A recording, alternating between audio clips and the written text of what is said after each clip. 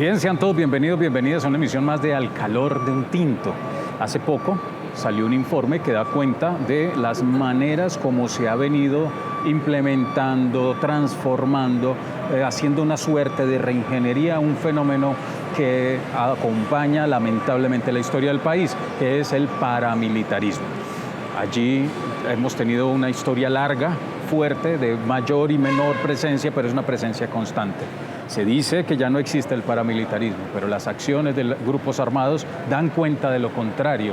Hoy, después de la firma del acuerdo de paz con las FARC y muchos años después de la firma de ese acuerdo que se realizó entre las Autodefensas Unidas de Colombia y el gobierno de Colombia, grupos paramilitares, en la llamada Ley de Justicia y Paz. Estamos con Juliana, quien nos va a presentar parte de este informe, en qué consiste, cómo se construyó y cuáles fueron las conclusiones más relevantes. Juliana, gracias por estar con nosotros. Muchas gracias, Alfonso, también por invitarme a este escenario y poder comentar un poco lo que hemos venido construyendo de manera colectiva desde más de 6 regiones del país en pro de poder identificar qué es el paramilitarismo urbano el día de hoy. Bien, ¿cómo nace este informe? ¿En el marco de qué nace este informe y cómo se construyó? En diferentes regiones, como por ejemplo el suroccidente colombiano con un epicentro en el Cauca, aquí en Antioquia también, en la costa Caribe también están pasando muchas cosas, se han venido declarando diferentes comunidades en emergencia humanitaria. Y ese elemento pues nos hace querer conocer pues cuáles son los actores, cuáles son las causas de esa emergencia. Y de allí, de un ejercicio de verificación, de ir observando desde los procesos más territoriales, nos damos cuenta que uno de los actores fundamentales de la emergencia humanitaria hoy es el paramilitarismo. Y en ese sentido, entonces, venimos avanzando en poder comprender qué es el paramilitarismo urbano, porque si se niega el paramilitarismo rural, por ejemplo, que es el que incluso se reconoció por el mismo Estado, pues el paramilitarismo urbano aún más. Entonces, hoy supuestamente no existe, sino que hay grupos de delincuencia organizada. Y al empezar a indagar, reconocer de manera colectiva qué es el paramilitarismo, cuáles son sus características, cómo los podemos encontrar y cómo los podemos identificar, pues ahí pudimos poder ahondar en los escenarios más territoriales y urbanos. Y en ese sentido, pues pudimos construir este informe que lo que hace es recolectar un poco un índice de cuáles son estos actores, cuáles son los repertorios que utilizan, los mecanismos de control social y poblacional y además de eso cuáles son estas redes de servicios paramilitares y de gobernanza criminal que han establecido en diferentes territorios del país. Bien, es un hecho que el país giró por asuntos desafortunados como la violencia armada, pero también por la pobreza y la exclusión, a tener un 70% de su población viviendo en la ruralidad, en el campo, a tener hoy un 74% de la población viviendo en las ciudades. Y las ciudades están experimentando un cambio en su planeación hacia un modelo de ciudad o modelos de ciudad neoliberal anclados a los negocios, lo que quiere decir que tendrá que generarse procesos de expulsión y reordenamiento de los territorios. ¿Estos asuntos se combinan? ¿Son visibles? ¿Cómo opera ese paramilitarismo? Sí, nos hemos dado cuenta en primera instancia que estas redes de prestación de servicio criminal son más complejas de lo que uno podría ver en un principio, entendiendo que por esa misma confusión que se nos ha generado de que todos son grupos de delincuencia organizada, pues no logramos atender o comprender cuál es el paramilitar, ¿cierto? Y por eso es importante poder iniciar comprendiendo que el paramilitarismo es un entramado, justamente entre el poder político, lo económico y lo militar. Y esa pata de lo militar pues es la que está ordenando hoy los territorios. Entonces, como vemos, por ejemplo, en el centro de Medellín, quien ejerce el control del espacio público pues son las convivir de estos grupos, que son un rezago de lo que fue el proceso de supuesta desmovilización de justicia y paz, pero lo que hemos venido comprendiendo con todo este proceso de investigación, pero también de socialización, de reconstrucción desde lo territorial, es que no hay un tal proceso de desmovilización real, sino que hay un reordenamiento de esa violencia organizada y muy anclada a poder dominar el territorio. Ese es uno de los elementos fundamentales. ¿Cómo sabemos que son paramilitares? Porque no hay una autodeterminación del territorio desde las comunidades, sino que se les ordena cómo deben ordenarse. Ahí hay como un primer elemento, sobre todo alrededor de la construcción de la ciudad, del modelo de ciudad, pero además de eso, pues tenemos también otros elementos como es el derecho a la vivienda, que hoy en día en buena parte de las urbes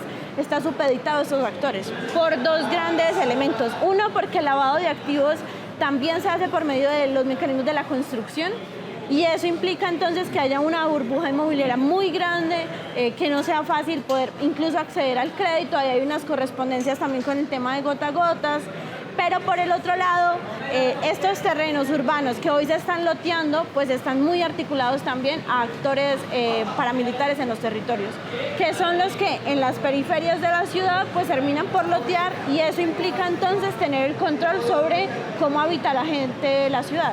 Y además de eso, pues también se le suma el control de ellos al espacio público, que una de las personas que son más vulneradas son las economías populares en ese sentido. Además de los jóvenes, por todo el elemento cultural, pero también de reclutamiento que hay alrededor de la economía criminal, pero también de la gobernanza criminal que implica el paramilitarismo. Gobernanza criminal que en Medellín al menos, no solamente será Medellín, pero se siente y es muy evidente. Quienes gobiernan y controlan los territorios son los grupos armados, que llamaríamos combos, o grupos criminales, como tú lo estás diciendo, pero que su función específica es el control de los territorios. Bien, ¿cuáles serían los llamados? Resultado de este informe hacia gobierno y hacia el mismo movimiento social y popular. Sí, hemos venido analizando, por ejemplo, la propuesta que hay sobre la paz urbana, llamada así por el gobierno en el marco de la paz total, y hemos podido identificar que hoy lo que ha venido generando los escenarios de paz total, como lo son el escenario de conversación en la cárcel de Itagüí, pero el que se está abriendo con los Pachenca en Santa Marta, que además de eso vienen en un proceso de expansión por todo el Caribe, incluyendo Barranquilla y hasta Cartagena. También los que hoy hay en Buenaventura con los Chota y los Espartanos, los que hay en Quibdó, pues lo que han venido generando son más una legalización de la gestión de sus conflictos por medio de esa misma gobernanza criminal. ¿Qué es eso? Pues es el mecanismo por el cual estos grupos no solamente tienen el poder armado, sino que en el sentido material, fáctico de la realidad cotidiana, pues gobiernan el territorio. Inclusive acceden a presupuesto de la nación por medio, por ejemplo, de elementos como presupuesto participativo, entre otros, y pues condicionan la vida cotidiana, como a qué horas entras, a qué horas sales, pero además de eso cuánto se cobra de vacuna, cuánto se cobra de multas cuando hay elementos de convivencia en los barrios, y elementos incluso mucho más grandes que no van solamente de lo territorial, sino de definiciones de ciudad. Y eso lo que viene generando, o sea, por ejemplo, si hay un problema entre esta banda y la otra, pues antes se resolvía por medio del cuerpo colegiado de la oficina, que se ha llamado toda la vida oficina de Envigado, pero hoy se llama cuerpo colegiado de la oficina, pero hoy ese escenario se traslada a la cárcel de Itagüí. Y eso no implica necesariamente que haya una ruptura de esa gobernanza criminal, ni una apuesta de verdad, ni una apuesta de reparación, ni siquiera una apuesta de desestructuración de ese poder del territorio, ni de la vinculación de jóvenes, sino más bien que es un escenario de pacificación, mientras nada cambia. Y eso en escenarios como el de Medellín, como en el de Montería, por ejemplo, que es un indicio para lo que puede pasar con las negociaciones con las AGC, pues lo que hace es consolidar esa hegemonía que tienen en el territorio y que no logra romper la naturalización de la violencia que ya tienen instalada. Y por ejemplo, por eso vemos que hay elementos como por ejemplo el desplazamiento forzado muy grande intraurbano en Medellín, y no hay tantos asesinatos a liderazgos sociales. No es que no haya violencia política, es que esa violencia se ejerce de maneras diferentes en tanto no tienen quien los controvierta en el territorio. Entonces son algunos de los elementos que hemos ido viendo, y además de eso, pues que el Estado al parecer solamente le interesa los territorios cuando hay unos índices de violencia como el asesinato, el homicidio, que son muy altos. Pero son esos momentos en los que ya estamos en la crisis. Y no significa que en el territorio donde ya es hegemónico el actor no haya crisis, sino que los mecanismos de violencia son diferentes. Eso es una cosa que hay que empezar a caracterizar para que podamos tomar acciones y que la gente pueda sentir realmente que tiene una capacidad de resistir al paramilitarismo, de desmontarlo, porque cuando es tan naturalizado es mucho más difícil.